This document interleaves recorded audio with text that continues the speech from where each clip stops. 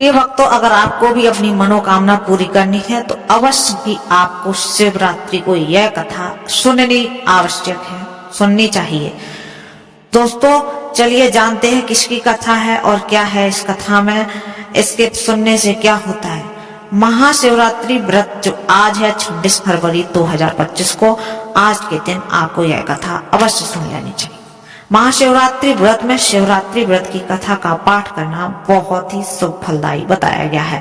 शिव पुराण में भी इस व्रत की महिमा बताई गई है। शिव पुराण के अनुसार जाने अनजाने में जो भी मनुष्य जीव महाशिवरात्रि का व्रत कर लेता है वह शिव कृपा का भागी बन जाता है और उसे यमराज के दूत भी दूर रहते हैं। इसलिए शिवरात्रि व्रत में शिव भक्तों को महाशिवरात्रि की इस कथा का पाठ जरूर से करना चाहिए।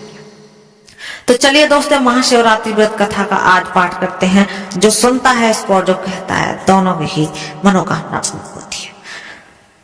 तो पूर्व काल की बात है, चित्रभानु नामक एक शिकारी था। वह शिकार करने के लिए परिवार का पालन पोषण करता था, शिकार कर करके। उस शिकारी पर साहूकार का काफी कर्ज था, लेकिन वह उसका कर्ज समय पर नहीं चुका पाया। साहूकार ने शिकारी को शिव मठ में बंदी बना लिया। जिस दिन उसे बंदी बनाया गया उस दिन संयोग से शिवरात्रि थी। चतुर्दशी के दिन उसने शिवरात्रि व्रत की कथा सुनी और शाम होते ही साहूकार ने उसे अपने पास बुलाया और ऋण चुकाने के बारे में कहा। उसके बाद वह फिर शिकार की खोज में निकला।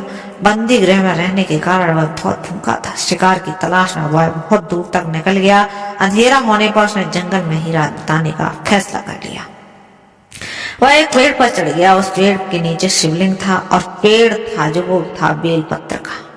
बेलपत्र के पत्तों से ढका हुआ था शिवलिंग। शिकारी को उसके बारे में जानकारी नहीं थी। पेड़ पर चढ़ते समय उससे जो टहनियां होती वह शिवलिंग पर गिरती रही। इस तरह से भूखे प्यासे रहकर शिकारी का शिवरात्रि का व्रत तो हो गया और शिवलिंग पर बेलपत्र भी चढ़ गया। रात के समय एक भेड़ी पानी पीने तालाब पर आई। शिकारी जैसे ही उसका शिकार करने के लिए प्रत्यंश चढ़ाने लगा, वैसे ही हिरणी बोली, हे शिकारी, मैं गर्भवती हूँ, मैं शीघ्र ही प्रसव करूंगी। तुम एक साथ दो जीवों की हत्या नहीं कर सकते। मेरे पेट में जो बच्चा पल रहा है मुझे उसको जन्म देने दो। जन्म देकर तुरंत मैं तुम्हारे सामने प्रस्तुत हो जाऊंगी, तब तुम मुझे मार लेना। शिकारी ने हिरणी को जाने दिया। इस दौरान अनजाने में कुछ बेलपत्र शिवलिंग पर गिर गए। इस तरह उसने अनजाने में प्रथम पहर की पूजा भी संपन्न कर दी। कुछ देर बाद एक हिरणी उधर से निकली। जैसे ही शिकारी उसे मारने के लिए धनुष बाण चढ़ाया तो हिरणी ने विनम्रता पूर्वक निवेदन किया कि हे शिकारी, मैं थोड़ी देर पहले ही ऋतु से निवृत्त हुई हूँ, कामातुर विरैणी हूँ, अपने प्रिय की तलाश में हूँ। अपने पति से मिलकर मैं तुम्हारे पास अवश्य आऊंगी। शिकारी ने उसे भी जान दिया। रात का आखिरी पहर भी बीत रहा था, तब भी कुछ बेलपत्र पर शिवलिंग जाकर गिरे। ऐसे में शिकारी ने अनजाने में ही अंतिम बार भी पूजा कर ली। इस दौरान वह एक हिरणी अपने बच्चों के साथ आई। उसने भी शिकारी से निवेदन किया और शिकारी ने उसे भी जाने दिया। यह सब चलता रहा पूरी रात और सारी पहरों की पूजा होती रही। शिकारी ने सोचा, अब तो मैं इसे यहाँ से नहीं जाने दूंगा, इसका शिकार तो मैं अवश्य करूंगा। तभी हिरणी ने उससे निवेदन किया कि मुझे कुछ समय के लिए जीवन दान दे दो। शिकारी ने पूरी रात की घटना उस हिरण को सुनाई और कहा।